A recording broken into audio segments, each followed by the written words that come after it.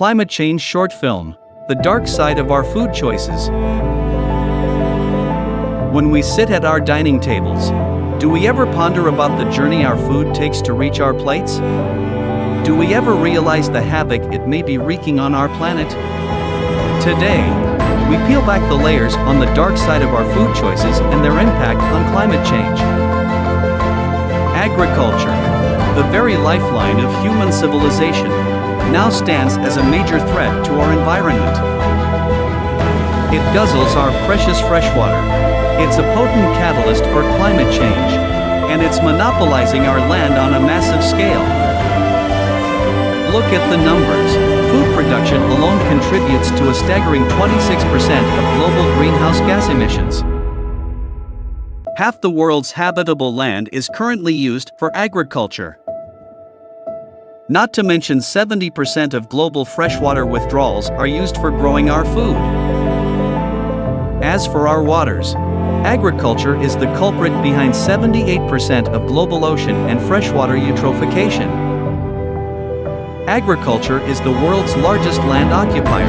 3/4 of this land is used for livestock. Yes, the animals that provide nearly 18% of global calories and 37% of protein. Meanwhile, cropland for direct human consumption provides the majority of the world's calories and protein. The emissions from our food systems are sky high. Here's the breakdown. 30% comes from livestock and fisheries, 1% from wild fisheries, 25% from crop production, 24% from land use changes, and 18% from supply chains. If left unchecked, emissions from food production alone could push global temperatures past the critical 1.5 degrees Celsius or even 2 degrees Celsius threshold this century.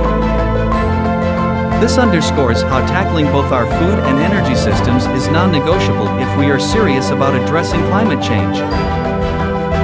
But let's take a closer look. The type of food we consume significantly influences our carbon footprint, much more than the distance it travels. For instance, transportation accounts for just 5% of food system emissions. Now, consider this.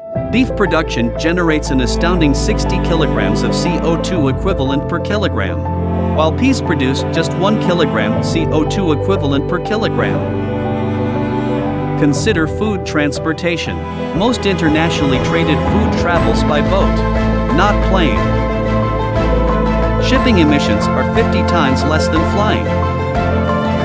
Take avocado shipped from Mexico to the UK as an example. Transport emissions are just 0.21 kilograms CO2 equivalent, only 8% of the total footprint. But the story gets murkier when we compare different types of food. Meat and dairy products cast a much larger shadow on our environment than plant-based foods. The carbon footprint hierarchy looks something like this. Beef tops the chart, followed by lamb, pork, chicken, eggs, and fish. One effective way to put the brakes on this is by adopting a plant-based diet. It not only nourishes us, but also our planet. Optimizing production for more carbon-efficient practices and locations is also critical. Let's drill down into the numbers. Beef from beef herds results in a whopping 99.48 kilograms of CO2 emissions per kilogram. Lamb and mutton follow at 39.72 kilograms, cheese at 23.88 kilograms, pig meat at 12.31 kilograms, poultry meat at 9.87 kilograms, rice at 4.45 kilograms, tomatoes at 2.09 kilograms, and peas at just 0.98 kilograms. It's clear where our choices should lie. We need to remember, our every food choice echoes into our environment. The type of food we consume casts a far larger footprint on our planet than the distance it travels. Meat and dairy products generally have higher carbon footprints than plant-based foods. Shifting to a plant-based diet. combined with optimizing production practices, can truly make a world of difference.